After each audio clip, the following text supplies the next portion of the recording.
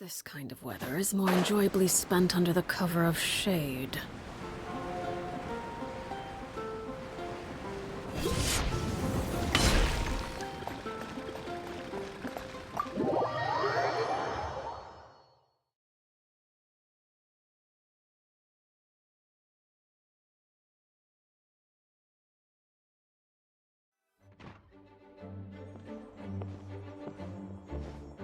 Whoa! This is way too many books!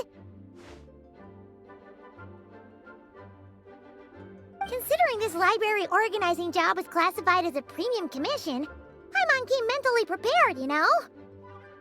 But seeing it in person is something else. Why, if it isn't Cutie and Paimon? What brings you back to Monstadt? Let me guess. You missed me so much you just had to come visit. Is that it? You've become quite the flatterer since we last saw each other, haven't you? Found you! We were starting to think you weren't clocking in today. Well, I wasn't planning to. But then, Catherine mentioned someone had finally accepted an important commission for the library. So I came to check on things. Might you both be here for that very commission by any chance? Ah, music to my ears. Now, as you can see, a certain anonymous benefactor has donated a large amount of books to us. Imagine my surprise when a glance down the book list revealed that each one would be an entirely new addition to our collection. There are books of all different kinds, including quite a few that are banned. Troublesome, I know. So this wasn't an odd job I could trust to just anyone. And sorting them myself? My, what a headache that would be. It would take ages. All that to say, I'm very relieved to see you here. I would treat you to some tea, of course, but looking at the state of this place, perhaps another time, yes? Don't worry, just leave the commission to us. You're as sweet as ever, Paimon. Well then, good luck in here. I'll leave you to it.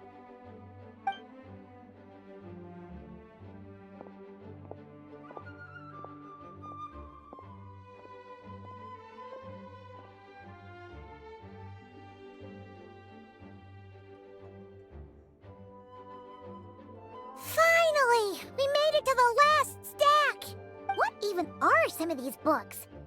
A Hilichurl's Guide to Running for Your Life? Do Hilichurls even read? Oh, and Basics of Whopper Flower Cultivation. Who'd grow one of those, anyway? And what's this one? The Little Witch's Dictionary? Huh. That title's kind of suspicious. And didn't we already sort this area? Did you notice it earlier? Huh. Well, witches always make Paimon think of, you know...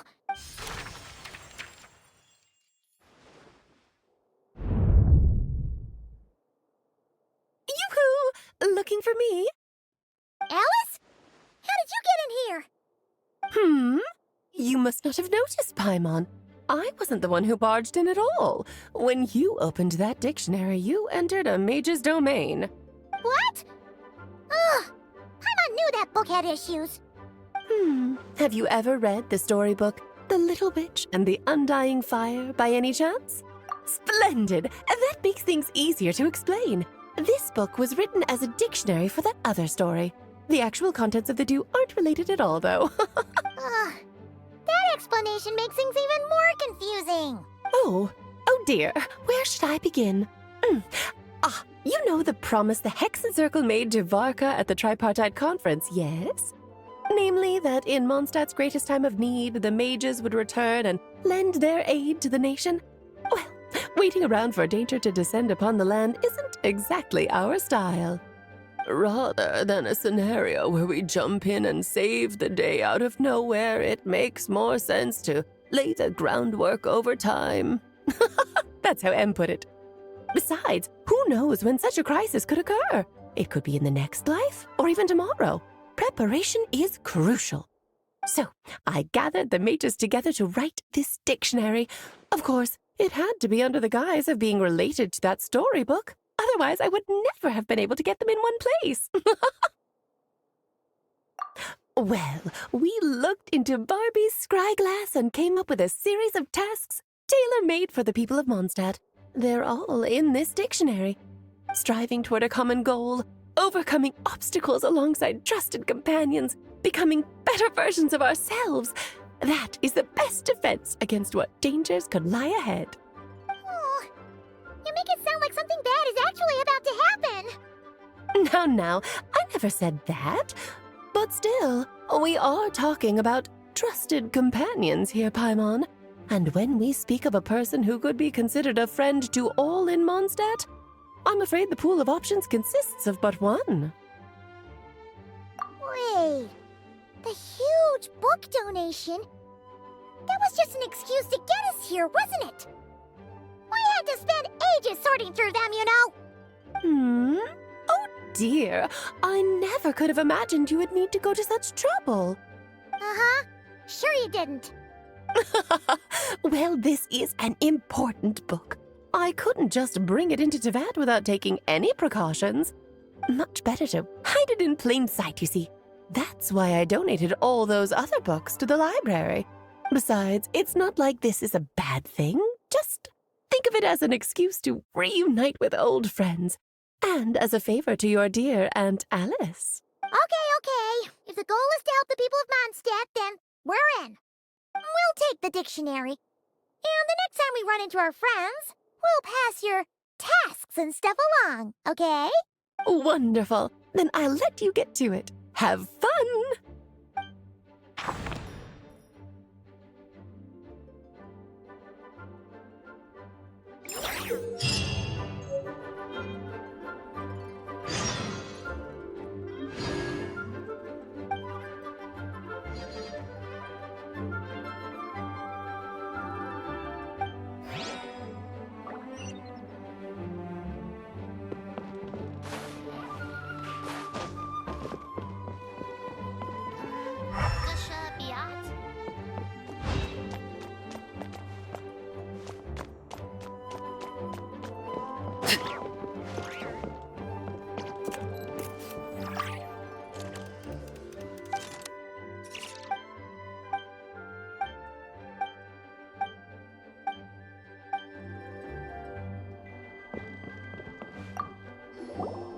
Oh, you finished sorting already?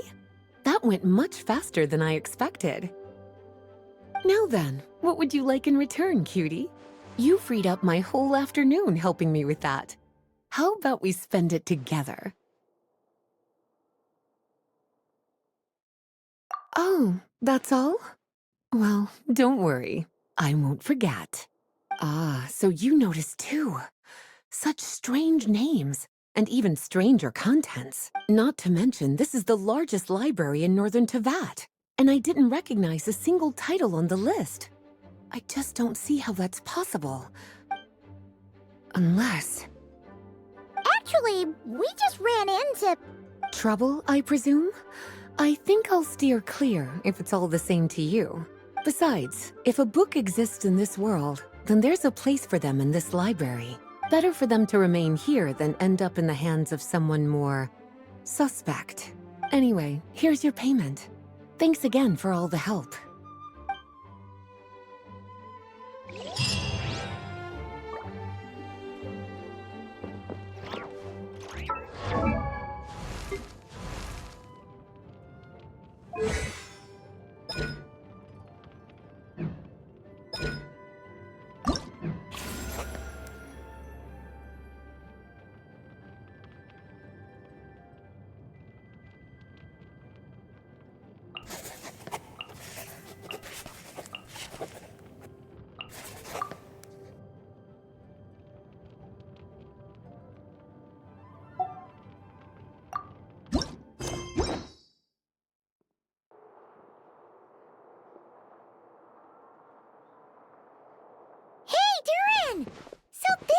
You've been. Oh, Traveler, Paimon. What are you doing here? The real question is, what are you doing cooped up in here reading a book? The weather's nice out there, you know. Oh, well, ever since I've had more chances to interact with the people of Monstadt, I've been having trouble telling when people are joking. For example, I saw a beautiful flower the last time I was at the florist, so I told the shopkeeper, and she said, if you like these weeds so much, you should add some mint and sweet flowers and make it a bouquet. So I did as she said, and when I showed her the finished bouquet, she gave me a frankly terrifying look.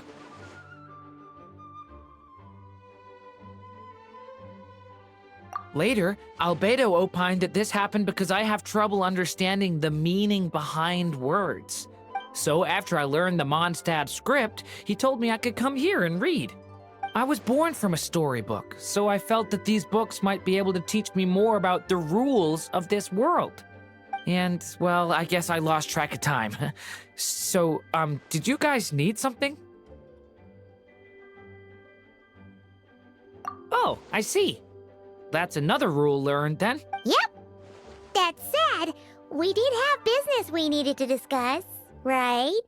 Yeah, we have a message to pass along from Rhinedottir. Oh, it's from Aunt Rhinedottir? No, I'm just surprised. Rhinedottir is my mom's friend, and the mother of the dragon that once existed in my stead. I supplanted him, took the fate that should have been his. So if she dislikes me, well, I'm not sure what I'd do. Yeah, we're here for you. But seriously, Paimon doesn't think it's anything bad. That does make me feel better. Well, I guess I should open it.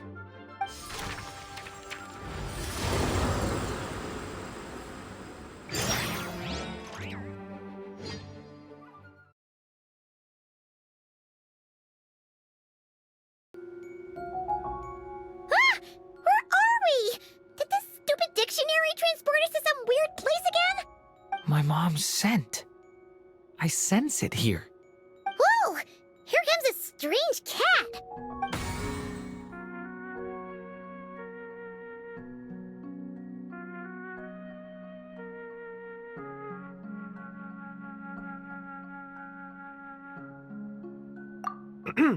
I have a message to deliver on Master Rhinedottir's behalf. Ahem. This is the first time we're meeting, so I'm not sure how to address you. But since you're Hem's child, I suppose I'll stick with Mini Durin. Though you appear smaller than the Durin that came before you, that same strength flows through your veins, not a drop less. He was a child of Humus, an incomplete creation. Thus he lacked the will to control his own strength. Yet this power was beyond what he could withstand, and so it twisted him, consumed him, thus sealing his ultimate fate. Albedo claims that you have transcended this tainted blood, becoming a being much like himself. That is his opinion. I remain unconvinced. I trust only the facts, only that which I see for myself. So take this chance, child of M. Prove yourself to me. Ah! Where did all these monsters come from? Is this the proof you need, Aunt Rhinedottir? Very well. I'll show you what I can do. The power within me is surging to the surface. This is getting easier.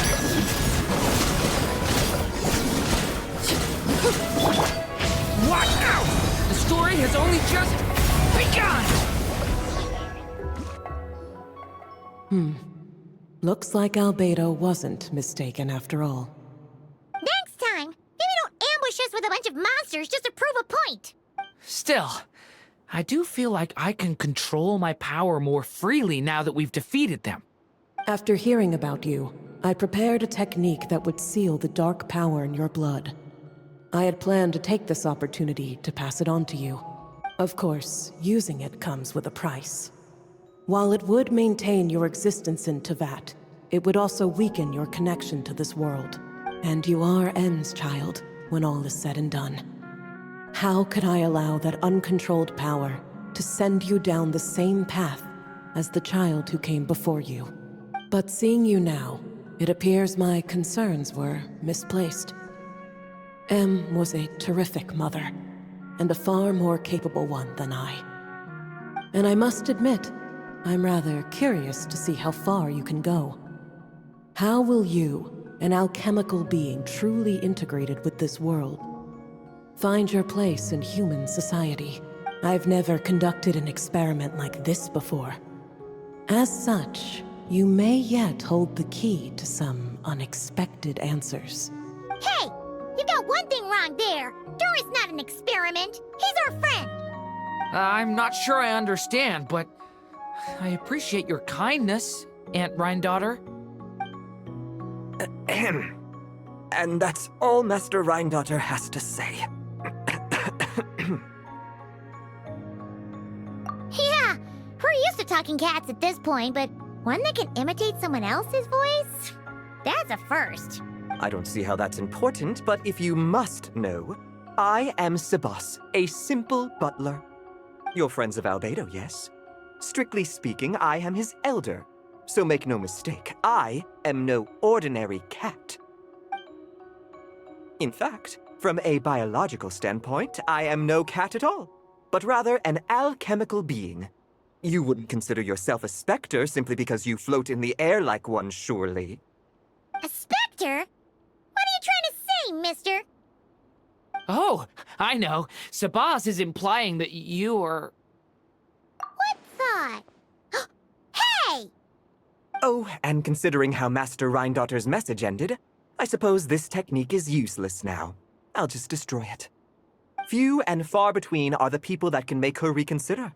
Quite the impressive feat, young man. With that done, I'll be going now. I have another message to pass along.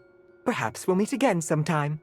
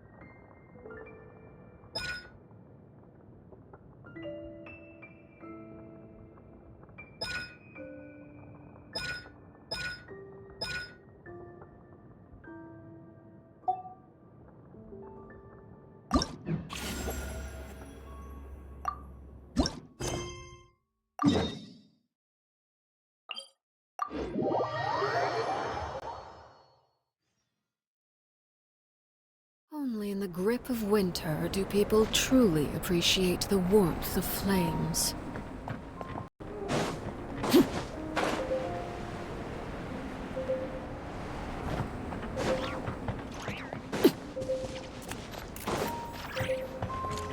Oh! Albedo's over there! Wonder what he's doing.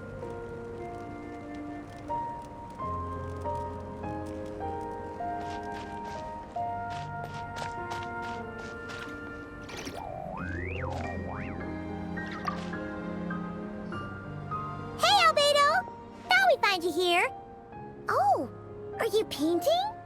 Yes, I finally have a moment to myself. So I decided to pick up my brush and get some practice in. Indeed. Of course, thanks to your help, and my fellow knights, that matter was resolved with little issue. In addition, I was able to complete the final task my master left for me. I couldn't have asked for a better outcome. Sucrose has been advancing swiftly in her studies too. She can tackle many alchemy projects on her own now. The Knights of Favonius don't have any duties for me at the moment either. No responsibilities, no tasks, no problems to resolve. It's not. It just feels strange, not having to rack my brain for solutions to all manner of problems. To be quite honest, I'm finding the idle life a bit hard to get used to. I keep finding myself considering if there might be other issues that need solving. But, unfortunately for me, Monstadt seems perfectly problem-free at the moment. There's nothing wrong with enjoying a bit of me time. Nothing good comes from working yourself to the bone. But if you're really that bored, you can come hang out with us. Paimon will teach you the true art of doing nothing. Well, I suppose I should learn from the best. Traveler, don't say things like that. You're gonna jinx us. Strange to see you so idle, Albedo. But considering that you've completed Master Rhinedottir's final task, I suppose you deserve a break. Whoa, Sabas? Where did you come from? Paimon didn't hear a thing. Oh, so you've met? I don't suppose Sebas told you of our relation to each other, did he? If I had to put a label on it, then I suppose that's fair. Don't you take that tone with me. I'll have you know that I alone keep that giant house in order as its butler. And yes, that has meant dealing with the assorted collection of vials and jars that you and Master use, washing them, drying them, all that work done by one cat. Wait, you're a butler? How does that work? How do you handle vials and stuff without, you know, thumbs? How do you stay afloat in midair? Huh? It's just something Paimon's always known how to do. Housekeeping is the same for me. Such facts are not up for question, and shall receive no answers. Hey! You're not allowed to say the same answer that Paimon said! You...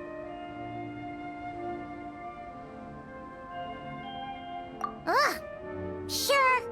But don't expect Paimon to listen to his rambling. Allow me to get to the point, then. I'm here at Master Rhinedottir's request. She has a message for me to pass along. Ahem. Dearest Albedo, in regard to that task I set for you, your discovery of an answer that you can accept is most delightful. Alas, once a problem is solved, mulling it over in one's head loses all meaning.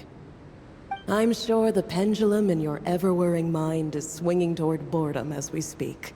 Might I suggest posing questions of your own, then?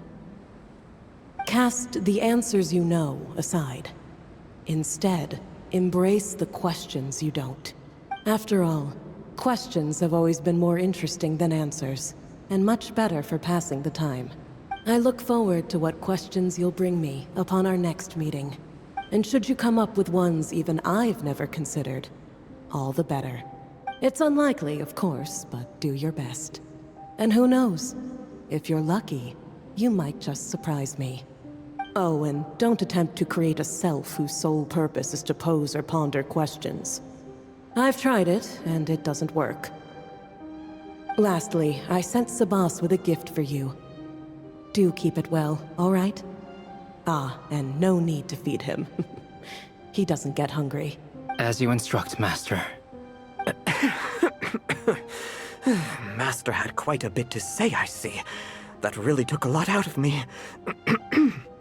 In any case, you have your message. Why you insist on staying in a place like this is beyond me. Couldn't you have stayed in Monstadt like that other fellow?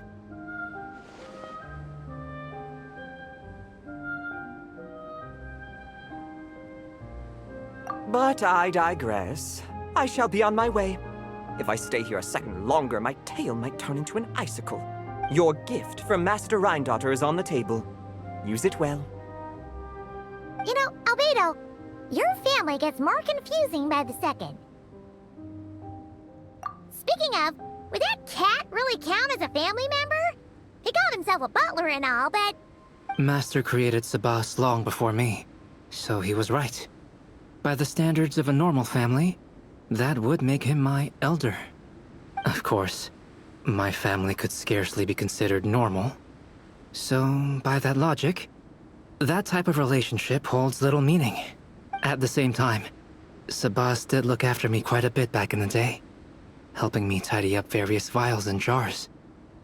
He even modeled for my sketches at times. Wait a second. The cat you drew today? That's him then, isn't it? Yes. Whenever I need to think, I turn to drawing and let my subconscious take over. It always helps me sort my thoughts out. And for some reason, I often wind up choosing a portrait of Sabas. I have drawn so many at this point that it's become second nature. Thus, this leaves my mind free to consider other things.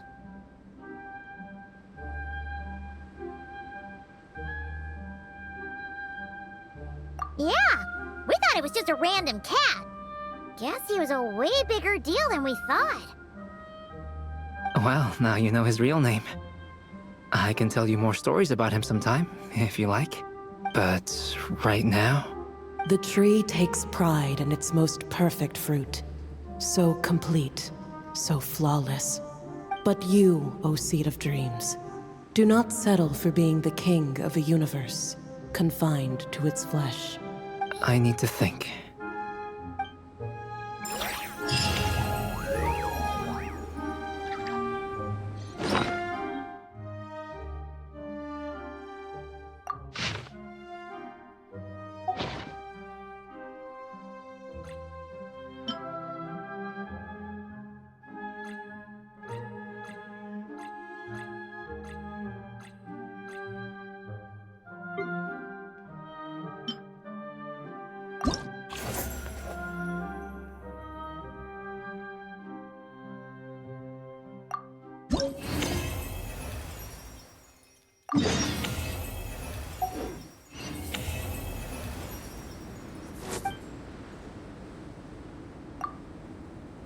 New questions.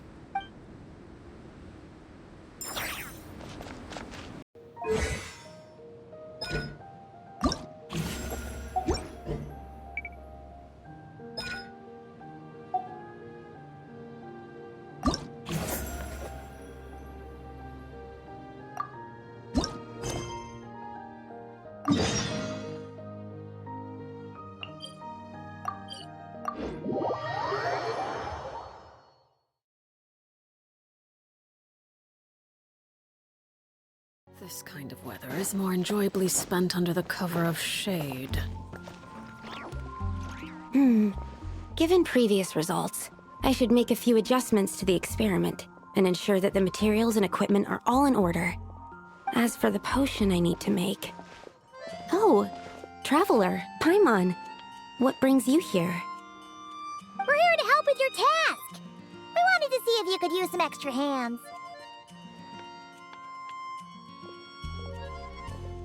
My task? Oh, you mean the one Mr. Albedo told me about? The one from the Hexenzirkel? Well, you're just in time. The experiment is ongoing, and I was just about to work on it. Ongoing? So, you've been working on it all this time? Yes. It aligns with other research topics I've been working on, so it hasn't been too much extra work. Still... What? Is there a problem with the experiment? I've been unsuccessful so far. Oh, so it keeps failing, huh? It's not as simple as just failing. The whole theoretical framework behind this task is a bit more complicated than I imagined. Oh, right! You still haven't told us what kind of experiment it is. One meant to develop a potion that can transform sweet flowers into a variant 16 times its normal size. That is to say, the formulation of Botanical Augmentation Reagent Type 4, Iteration 7. As you can probably guess, this is my 7th time running the experiment. Wow! So, basically, we need to make growth serum. Or the 7th version of one. Well, yeah, that's about right. This is my 7th attempt, but I didn't make many adjustments to the formula this time, because both the theoretical principles behind this experiment and the products of the process prove there's nothing wrong with it. But you haven't succeeded yet, right? Yes, I'm thinking that it's not my current formula that is wrong, per se, but rather, some other key element is missing. Oh! Then Paimon knows just what to do. Well, that's why we're helping out. Wait a second! Paimon is not an ingredient! We could try. It's just... I would need to adjust the ratios in the original formula, and that might make the potion even more unstable. No! We are not trying that! Just show us the original! Here it is. That said, I'm still missing 2 ingredients. Now that we can help with. What do we need to get? I need spring water from Springvale to use as the base, as well as Eye of the Storm fragments. But that last one could be tricky. We've got this! Let's go! Let's tackle the Eye of the Storm first.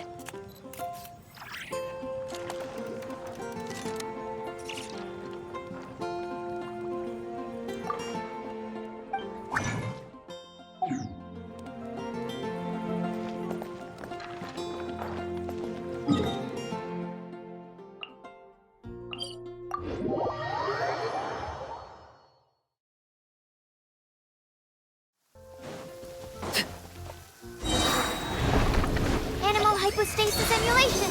Animal test 6308. Let's stir things up. May the Argon protect her. Anyone else? Leave it to me! Overruled. Alright, that's the first ingredient done. Wow, you 2 work fast. That step usually takes me forever. We can get the spring water down there.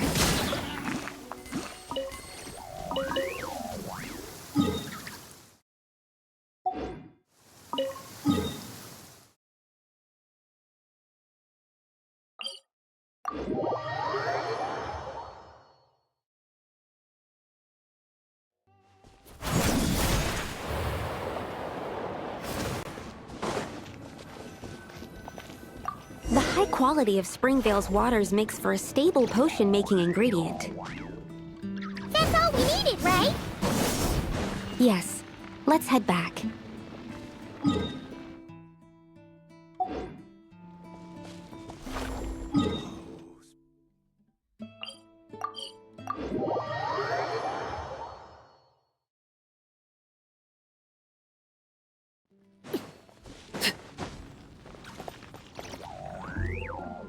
All right, the ingredients are ready and the cauldron is just over there, so we should be good to go. But, Is something wrong? no. It's just... Do you mind if I watch from the side? Just for the purposes of accurate recording, I mean. I know lots of people don't like being scrutinized during experiments, so... Thanks. Then, I'm ready to go whenever you are. I'll make sure to take detailed notes, too. So, are you ready to start the experiment?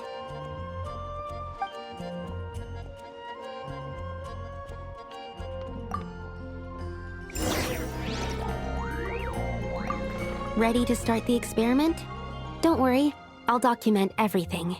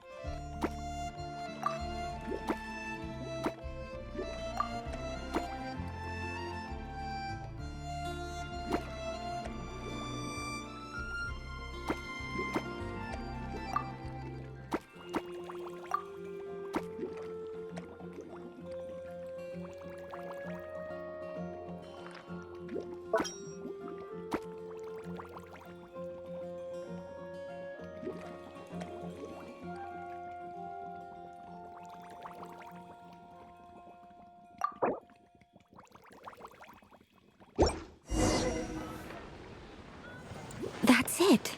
Your execution was perfect. Really? Yes, I don't see any flaws in the brewing at all. Let me extract some and test the product's composition. One moment.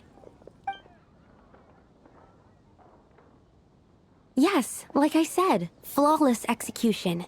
The potion is perfect. It's exactly what I was expecting. So? Was the 7th time the charm? Upon examination, it seems identical to the previous 6 iterations. Oh! Wouldn't that make the results identical? Not necessarily. Experimental outcomes can differ even with similar variables all around. You never know what the result will be. That's what makes experiments valuable in the first place. Come, let's test this thing out. I planted some sweet flowers beforehand which we can use. We just need to douse them with the potion and see what happens.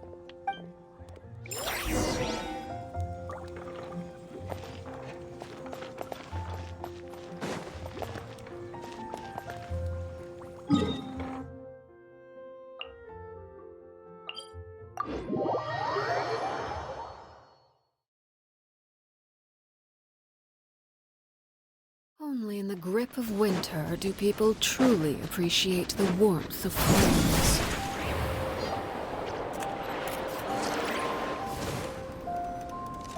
Alright, we poured the growth serum on the flowers. Is that all we need to do? Yep. The flowers need to fully absorb the potion, so it might take some time before we see a reaction. What happens then? The flowers will grow in size while maintaining their original appearance. But then, when they reach 12 to 14 times their normal size, this will prove more than they can bear. As if some upper limit has been reached, they will wither and rot, assuming unnatural forms until nothing is left of them but liquid. Wait, what? So there's a problem with the growth serum then? No, I've adjusted the formula time and again, resolving all kinds of issues that arise when inducing small plants to grow larger. Issues like ensuring that the leaves don't get too large, strengthening root diameter and load-bearing capacity, calculating how the increase in surface area might affect sunlight exposure and nutrition. So, why isn't it working then? Because the flowers cannot transcend. As above, so below, is one of alchemy's guiding principles. Alchemy seeks mastery over matter, but this world has its limits. It's like a specification etched into the law that governs all things. Part of the purpose of doing multiple experiments is to determine if this specification is stable. Exactly. It proves that the limit continues to exist. Okay, this is all a bit over Paimon's head, but basically, you needed the experiment to fail to prove that the limits and borders in this world are stable? Oh, what a weird experiment. Huh? Looks like one of the flowers is reacting. Wait a second. That's not a sweet flower at all. Careful! It's a whopper flower. It must have absorbed some of the potion. Wait, but that's happened before, and it's never gotten this big either. Can this mean... We can talk about this later. Let's get rid of it first.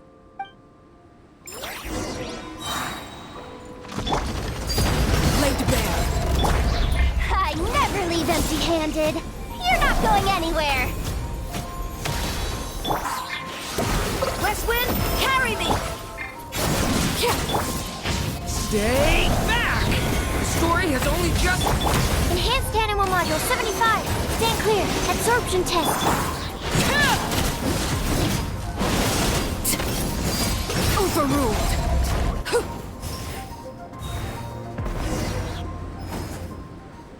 Phew, we did it.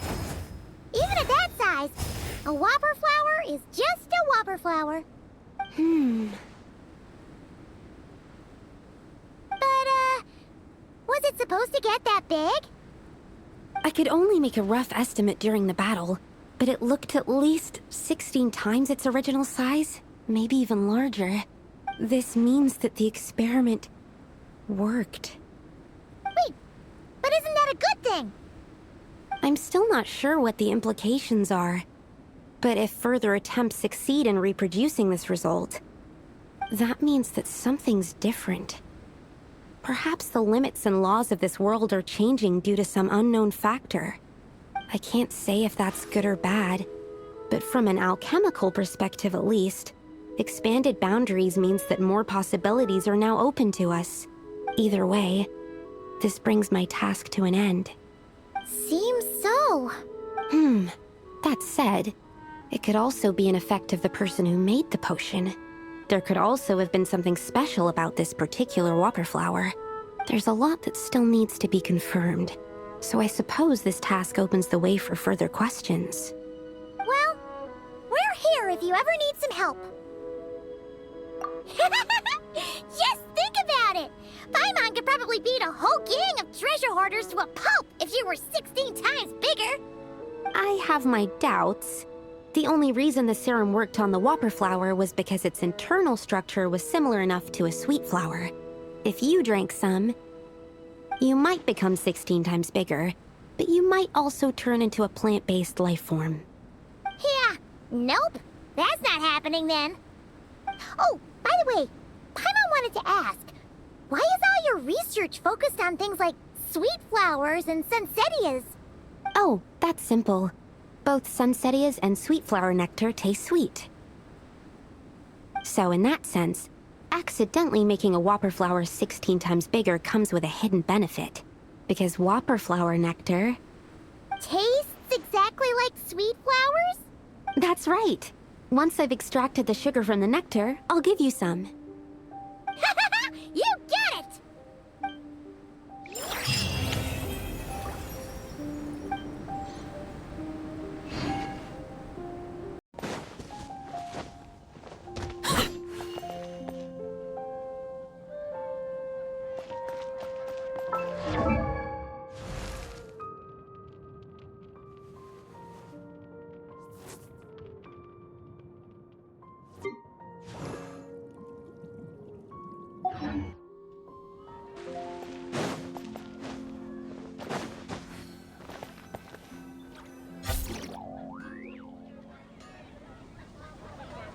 Ad Astra Abyssosk. Greetings, traveler. Hey there, Catherine! Oh, and Oz and Fischl are here too! What a coincidence! All things in this universe must plunge into darkness. 'Tis only natural that those who seek light should cross paths in the realm of dawn. Mein Fräulein means to say she's happy to see you both. And I feel the same. It's been quite a while, Traveler and Paimon. You're here just in time. Yai Publishing House has a commission for you, traveler. An editor is here to discuss the details in person. Much of the information was kept from the guild for business reasons. All we know is that it has something to do with the author of the Legend of the Shattered Halberd. What? Surely you don't mean... Wait, is this author really that important? What if we weren't here? Or if we decided not to take the commission? The editor would just be wasting their time. In that case, it'd be a free trip to Monstadt where one needs only pass some information along. That's an opportunity most would fight over. In any case, if the commission is of interest to you, the editor is waiting at the Good Hunter. Just look for the man dressed in Inazuman clothing. Hold on! Halt thy steps, good traveler. Fate cast you upon the tides of the world, but not for you to stand alone in the face of its desolation. Nay, you step forth onto the path of the Immanakreich. What mein Fräulein means to say is, she would like to go with you. Wow, you seem really jazzed about this commission, Fischl. Do you have some kind of insider information? Well, let's head to the Good Hunter to meet with this editor then.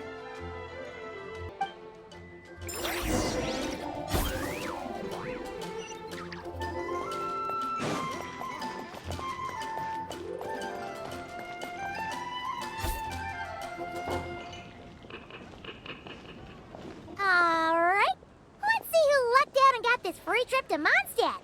Wait, you're Shin. Oh, Genu's editor, Onodera. Traveler, thank you for all you've done for us in the past. I come here today with a commission from Lady Yai, with which I'd like your help, should you be willing. Oh, and might I ask who this person dressed like Princess Fischl is? You have the pleasure of speaking to our eminent person, Fischl, Prinzessin de Vertelung. Mein Fräulein means to say that her name is Fischl, and that she is most pleased to meet you. Yep, this is Fischl. She's a reliable adventurer, and she's here to help. Yeah, I, kinda got that the first time. Since thou hast learned my name, understand this. To speak it is to be absolved. Praise it, therefore, and thou shalt earn thine salvation. Mein Fräulein means to say she... Ah, I see. I completely concur, milady. Remembering names is simply basic etiquette. And if you might lend me succor in solving this problem, I shall indeed praise your names to the heavens above. As many times as necessary, in fact. You understood Fischl language before Oz could even finish translating.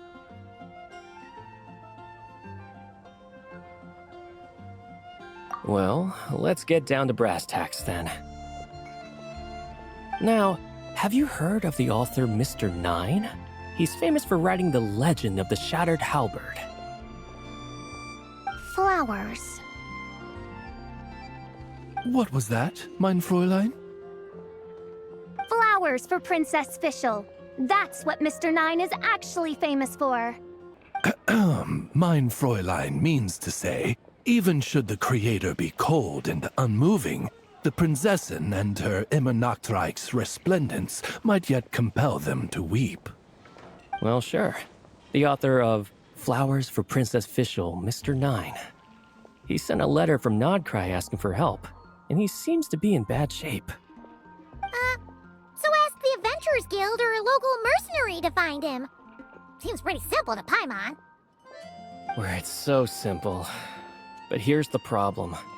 We don't know anything about Mr. Nine.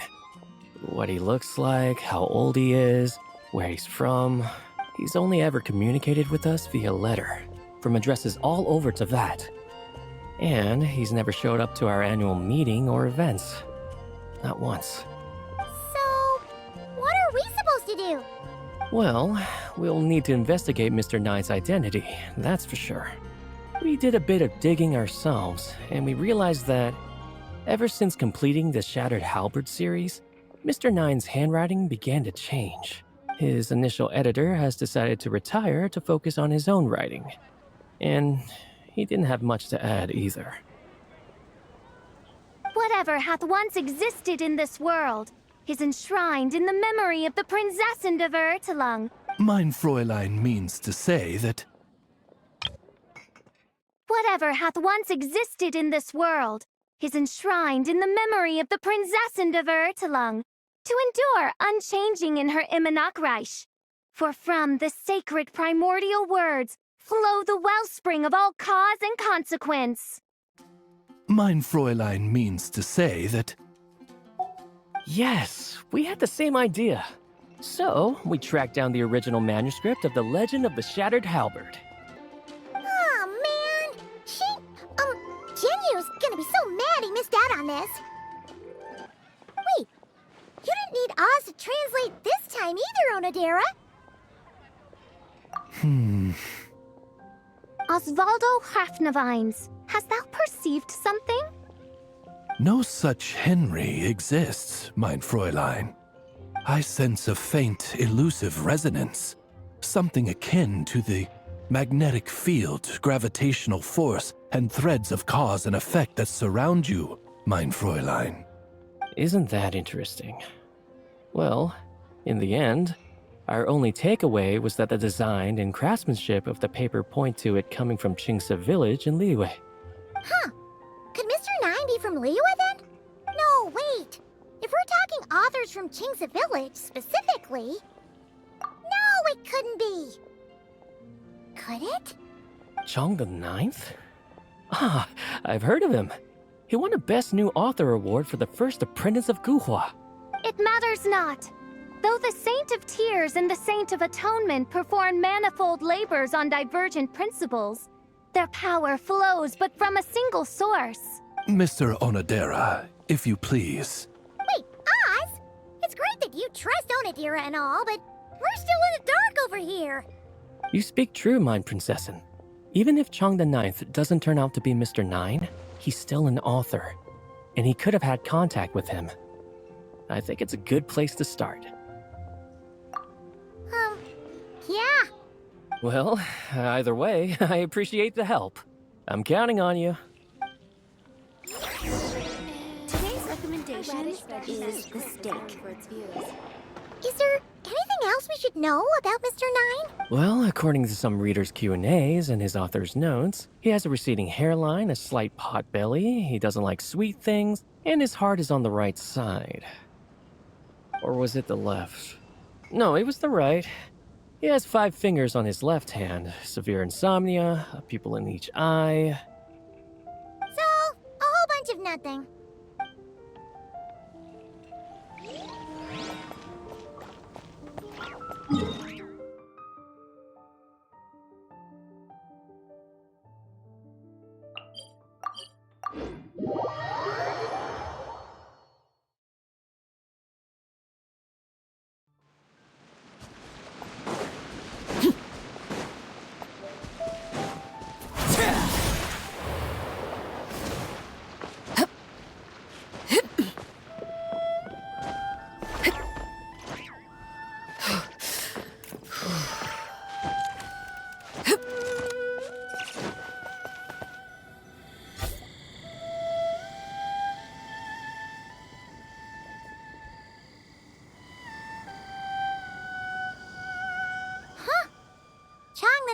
Home.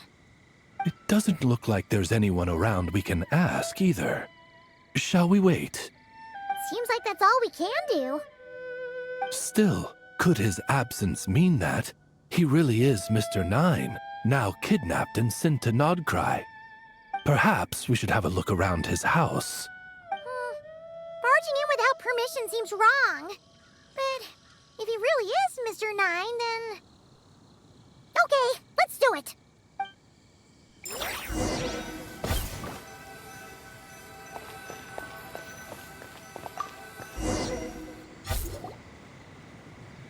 Just seems like a bunch of ordinary stuff. Nay, I, the Princessin, have beheld the mystery of the universe enshrined in these specks of dust.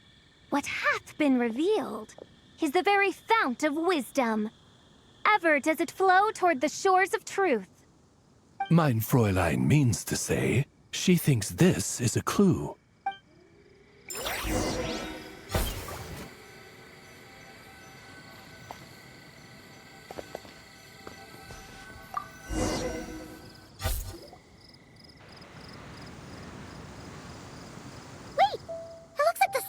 Overturned. Oh no. Did some kind of overzealous fan have buried him in here? Maybe we should call him Lilith. What do you think, Traveler? It's all right, Paimon. Mr. Nine's most zealous fan happens to be right here. And since Mein Fräulein would never do anyone harm, I'm certain the same is true of his other less avid supporters.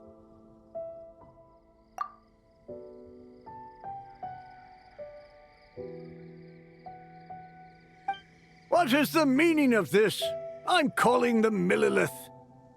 Chong the Ninth! You're not dead! Or kidnapped! What are you even talking about? Oh, wait a second. You're the ones who came here with that young lad from the Guhua clan. Yes, I remember. I'm guessing this is a misunderstanding then. The question still stands, though. What are you doing digging around my house?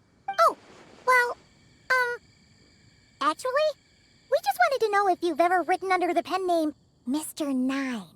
What? Not even a whole bucket of hallucinogenic mushrooms could make me that delusional. No. If I were Mr. Nine, Why in the world would I enter all those writing competitions? To what? Demolish the competition from the shadows? Yes, doing a real bang-up job, aren't I? My submission's never even been selected. The classic archetype of the boy hero is outdated.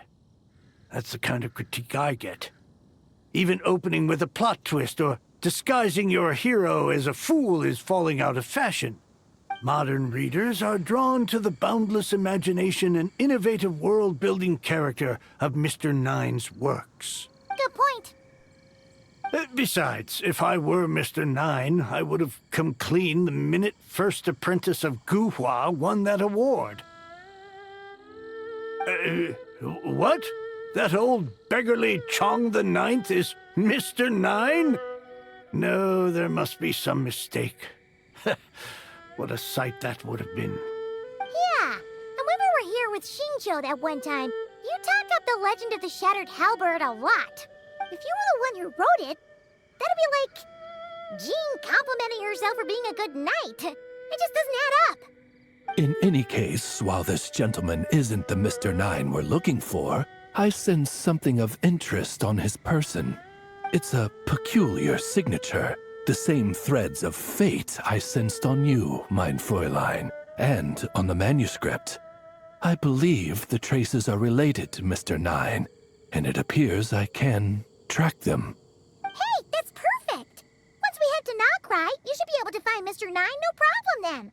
But back to the signature. What were you doing before this, Chong the Ninth? Oh, well, I ran out of manuscript paper, so I went to buy some. I'm particular about that kind of thing. Creation of literature demands the highest quality. Ah, no wonder. Mr. Nine uses the very same type for his manuscripts. Huh, that explains it. Thanks, Chong the Ninth. We should get going. I'm not quite sure what I did, but you're welcome, I suppose. Farewell, creator of another world. Though I must say, the laws and narratives thou hast ordained can scarce compare to the dream dust sedimented in the Immenachreich. Mein Fräulein means to say, your writing isn't... I mean, mein Fräulein offers her thanks.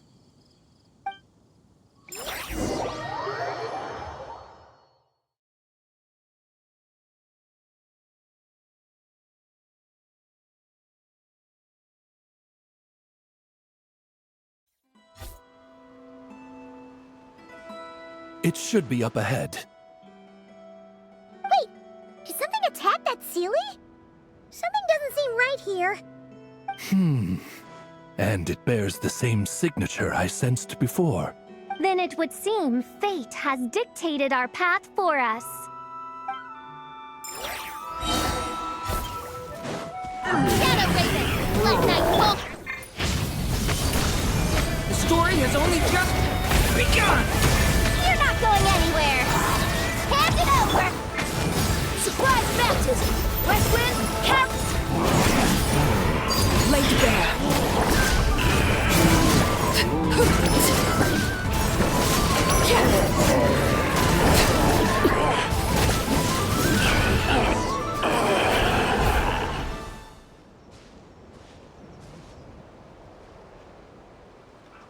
Huh. Looks like the Seele is showing us the way. Let's follow.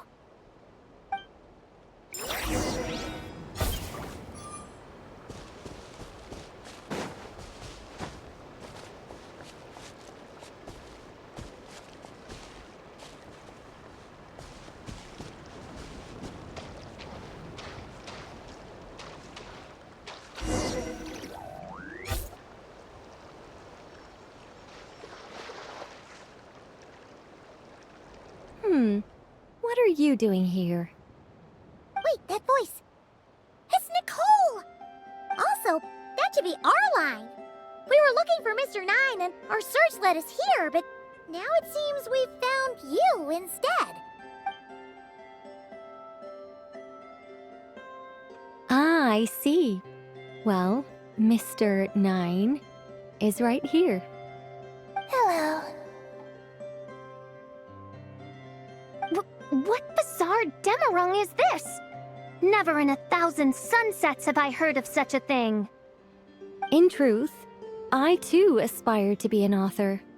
But I'm also partial to direct communication. Talking is rather inconvenient by comparison. And as I'm sure you can understand, writing things down is even more tedious. I thought perhaps if I found someone with whom I could share my ideas, it might give me the same release as writing. But then those stories would never see the light of day, which would be a shame. So, I tracked down an old Seele friend of mine and told her all the stories I was imagining. Then, I sent her to find people with similar aspirations to write them in my stead. We even came up with several character traits to lend a certain authenticity to Mr. 9. A receding hairline was one of them, I think. Yep, I'm the one she roped into all this. Come now, it was beneficial for you too. By inhabiting those authors and mobilizing their language faculties, you were able to hone and eventually recover your capacity for speech. And anyway, an angel has always functioned like a sort of a flash of inspiration in someone's head. I'm sure it was like stepping into old shoes. So you, what, possessed people? Isn't that kind of intrusive? Oh, it's fine. She did it while they were sleeping. As long as the person is someone who dreams of creating worlds of their own, this inner writer within them will automatically awaken. Wait, but what about the letter and the strange intuitions Oz has been having? Nicole sent me to monitor the situation in Notcry, and it's super dangerous, okay? So I needed some help. It's not like I have the knowledge or power of the heavens anymore. As for your friend over here, well, you see, when writing a story, it's not uncommon to incorporate certain half-true details. For realism's sake, you understand? Yeah, we've seen that before. A real curse was written into an Inazuman light novel once. Indeed. In a similar vein, Mr. 9's stories are full of metaphors, including one for the creation of life. What it describes isn't made up, per se. We just never imagined someone would actually manage to use it. Until you came along, young lady. Mein Fräulein is speechless. So if I may ask in her stead, did she manage to use one of these half-truths in Mr. 9's novels to create me? It was more like 70% made up, 30% true. No, it was 90% made up, 10% true. I thought it was too dangerous, so I changed it. See, I knew you'd never read my books. You don't seem too surprised, Oz. Well, I suppose I've vaguely sensed this since the beginning. Regardless, it is an honor to serve mein Fräulein. Well, once our affairs in Notcry are resolved, Mr. 9 will be able to return home. Yes, just tell them that when you return. I don't want to be your eyes here. It's too dangerous. Oh, but, while you're at it, could you pass a message along to that guy in Chingsa village? I've been splitting the royalties with him 90-10. His share's been buried in his yard all these years. Wait, what do you use the Mora for? I bury it, and then lead people to the treasure. Guiding people is in our nature. It's what I love to do. Feel free to come search for my personal stash someday. I've buried it at the furthest end of the Immer Nachtreich. I will. I absolutely will. Mein Fräulein? And, I just want to say that I really like your books, Mr. 9. What mein Fräulein means is, though the cosmos stretch forth in unending darkness, yet shall come an hour when all things shine. I'm glad to hear it. All in all, it seems you've already found my greatest treasure. All right, that settles that. Now, I need to have a quick argument with Mr. Nine about who really deserves to be considered first author. Absolutely not!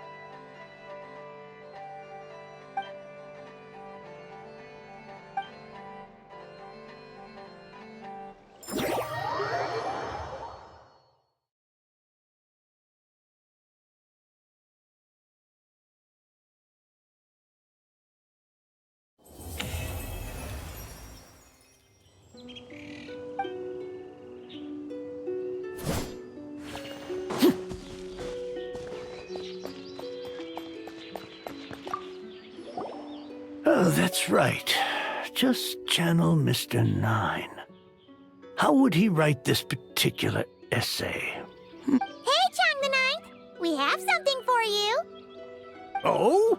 What is... What? Where did all this Mora come from? About that. So, the thing is... Right. Mr. Nine really admires your work, so he decided to fund your writing career. Wait, what? So, channeling Mr. Nine actually worked? I can't believe it!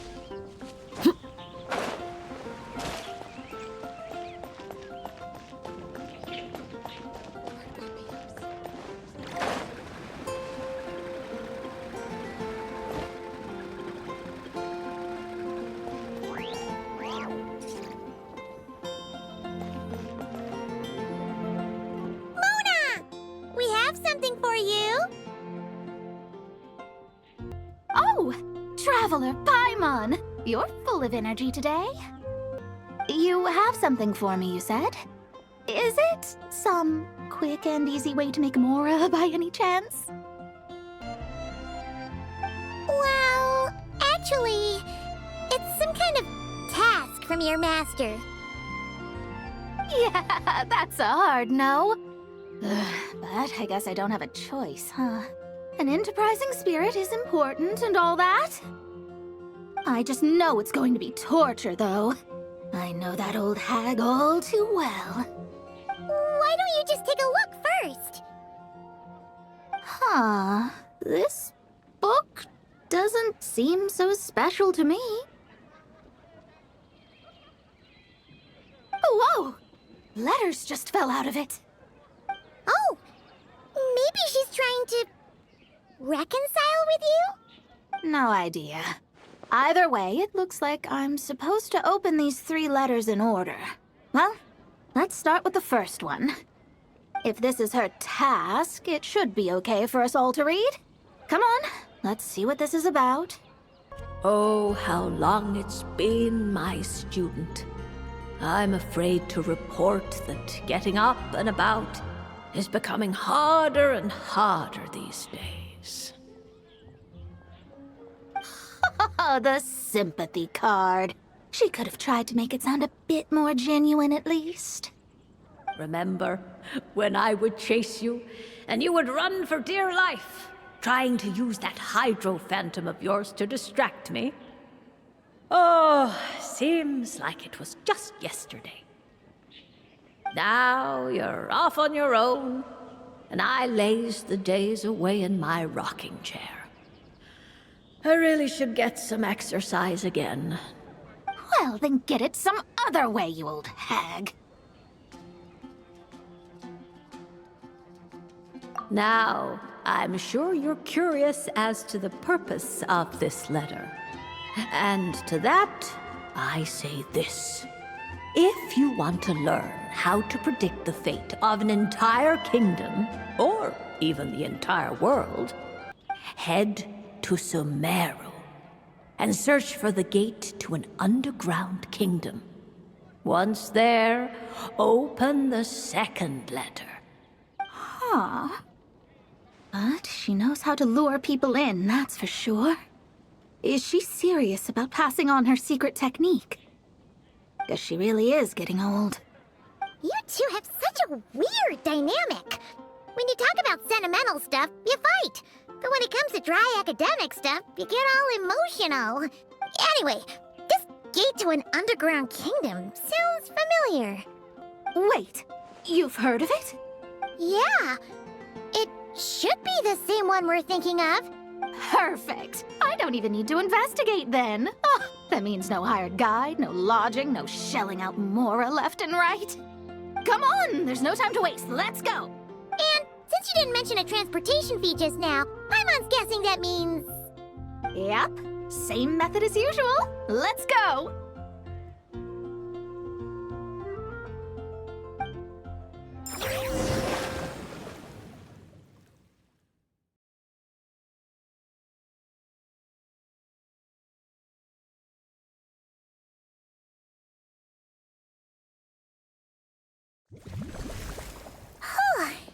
This brings back memories of summertime. It's actually kind of refreshing. So, this is the gate to the ancient kingdom of Conria.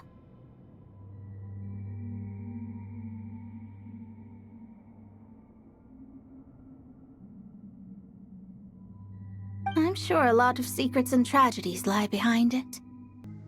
Well, let's open the second letter. Let me see here. Yep, it's this one.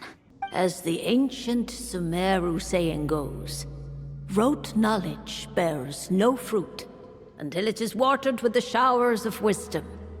With that in mind, there is a phenomenon in this land known as the Sign of Apausha. It is a celestial mark that burns in response to an all-too-ardent desire for the truth. In that sense, perhaps it's more fitting to call it a sign of truth instead. The records of this ancient kingdom state there are several large subterranean lakes in Conria, clear and calm as mirrors, whose surfaces reflect the true stars.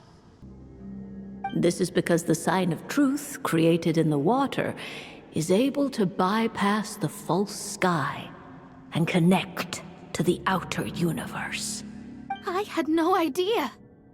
To observe the gravitational forces and influence of celestial bodies, one must be able to see past the false sky. Only by obtaining these cosmic parameters can one predict the fate of this world. Now, my task for you is as follows. Open a sign of truth in front of the gate to Conria. The rest is a bunch of stuff about the ceremony the old hag came up with to summon this thing.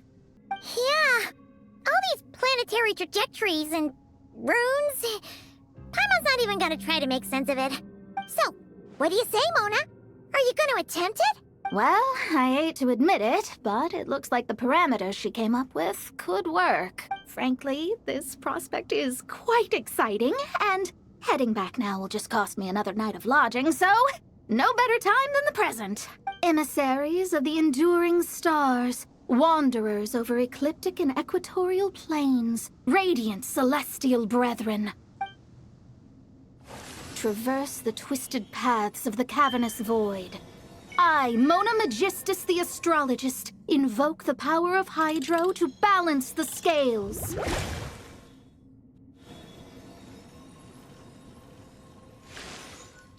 By wisdom and truth, let the thirst be relieved. I, Mona Magistus the Astrologist, summon you, O stars, to stand before me! Did it work? Ah! Monsters! How did that happen? No dice. The sign of truth only opened long enough for the monsters to slip through. Darn it. I didn't get a glimpse of the real stars at all. Whatever.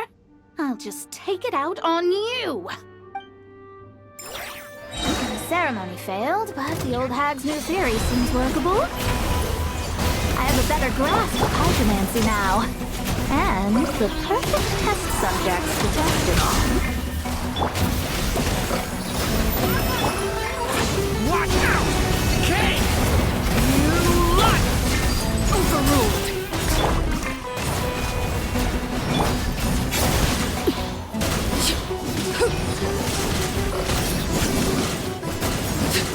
Written in the stars. The abyss is burning! Shut!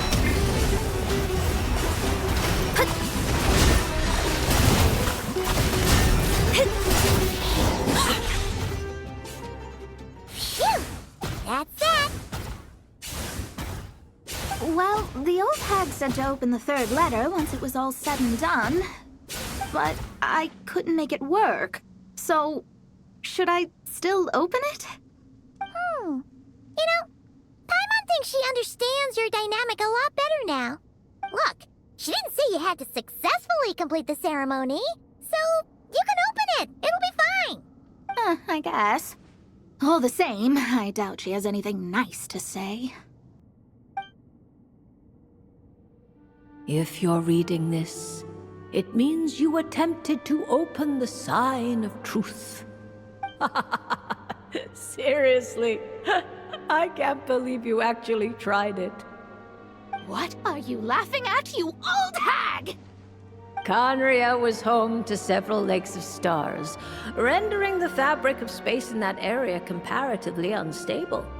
As a result, attempts to break through the firmament through non-physical means were more likely to succeed. In any case, I knew this place was well hidden and wouldn't be frequented by too many people. As such, any negative effects of failing to open the sign of truth would remain small scale. And of course, as my student, I felt sure you would have the chops to deal with the abyssal creatures that roam beyond the false sky. Even if you couldn't beat them, I am certain you could outrun them. You always were fast on your feet.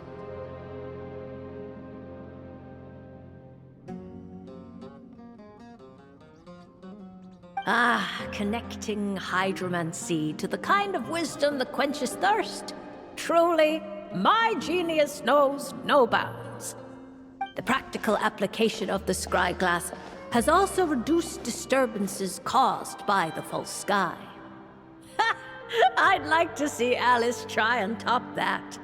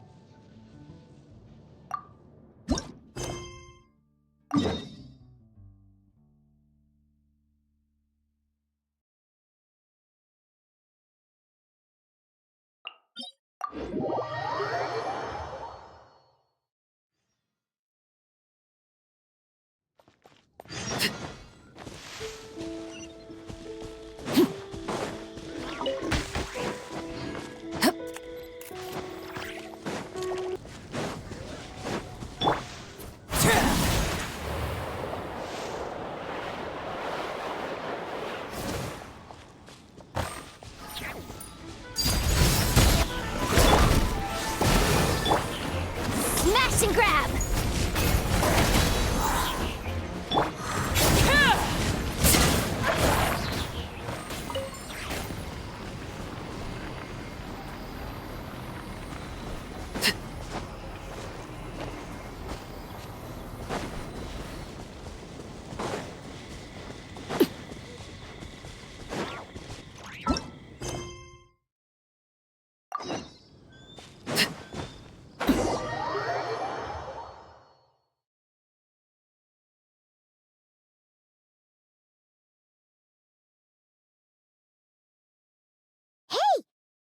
Razor over there with...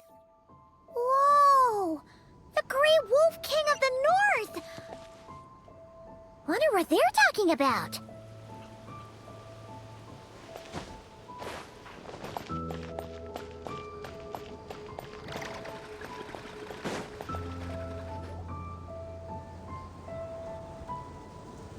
Razor!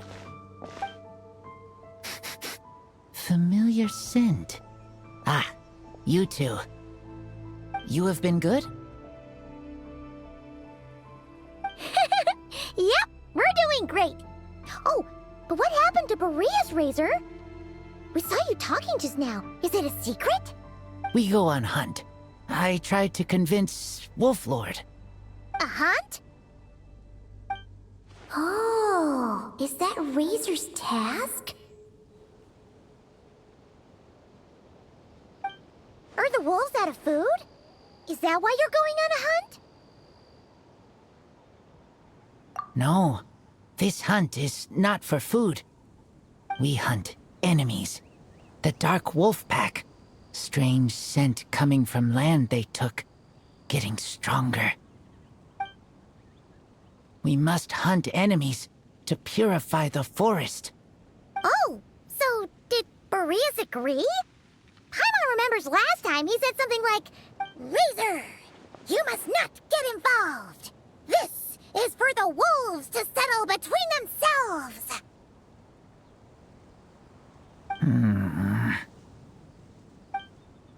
Oh, sorry, Razor. Paimon didn't mean to dig that up again. It's okay. I know Lupacall means no harm. Besides, teacher taught me how to talk to Wolflord. Lisa taught you how to talk to him? Oh, like she told you what to say? So that means you got him to agree then, right? Yes. Words were hard, but I did it. Ha! So you actually managed to convince that giant, stubborn old fella. That's super impressive, Razor. Dark wolves are enemies of the whole world. Teacher said this is not wolf problem. This is world problem. And Wolflord agreed. But because of that, other wolves won't join. This war is between me and Dark Wolf Pack. Then count us in too. Those awful rift hounds have been getting on our nerves for a while. Thank you. Help makes for easy hunt. Speaking of, how is this hunt gonna work? We set trap. Chase dark wolves here, into trap. Then Wolflord pinned them down, and we finish hunt. Tell me when ready. We start hunt. Come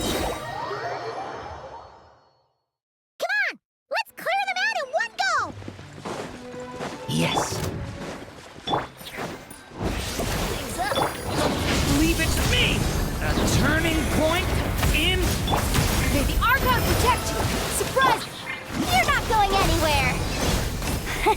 Okay.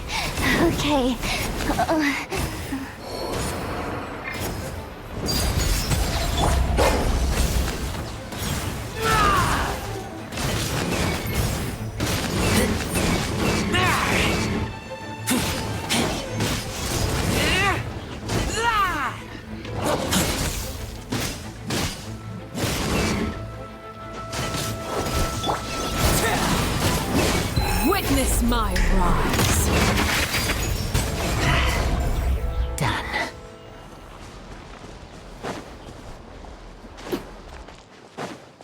Huh? Why are Lupacol here? Oh no! The reptiles are attacking them! We gotta get rid of them quick! Burning shadow!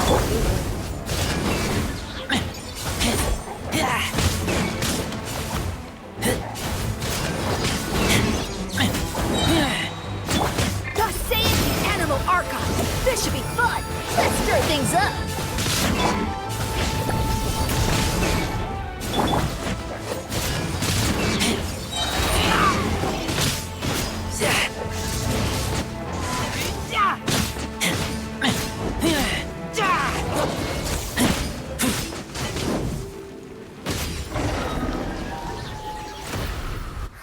That was close. Good thing the wolves were there to help. They intercepted those rift hounds for us, and even drove them away. But this isn't wolf problem. You're doing this to help your Lupacol, right? Well, they want you to be safe too. Paimon bets they went to the Wolf King and said, "Listen here, this isn't just our Lupacol's problem. This is the world's problem." And then rushed over to help. Lupacol is Lupacol. I am human, but I do not need to be wolf to be Lupacol. I just want to help them. Well said, Razor.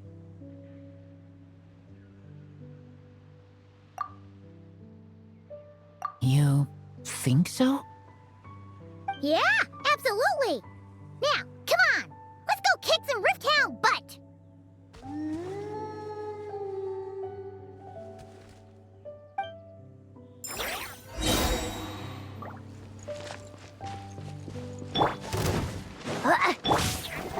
This should be fun! Westwind, carry me! Hand it over! Watch out! Decay! New life!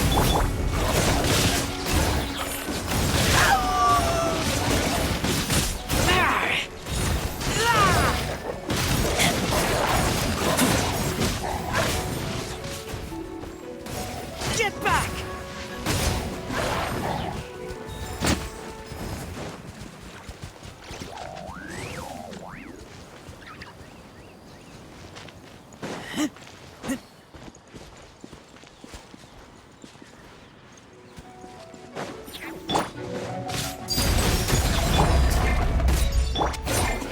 Watch out! A turning point in... You're my target!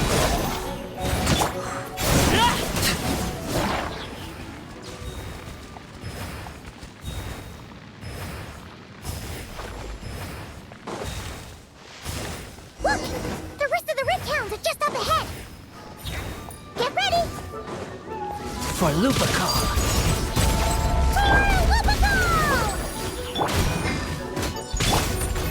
Leave it to me!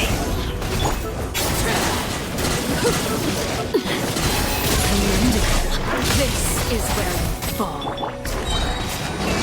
May the Archon protect you! This should be fun! You're not going anywhere! Finders Keepers! Stay back! Turning point...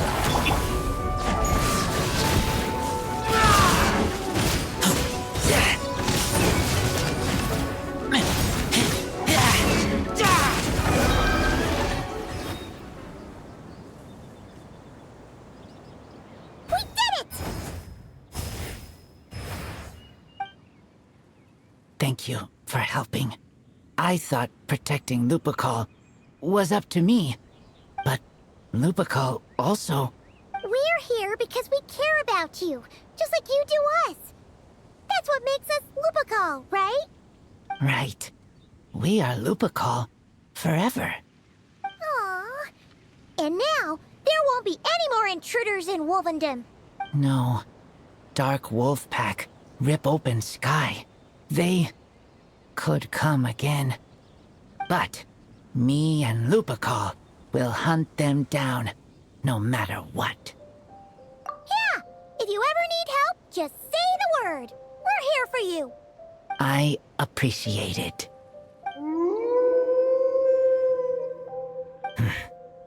They call for me. Sounds like they want to make sure you're safe. Then I should go.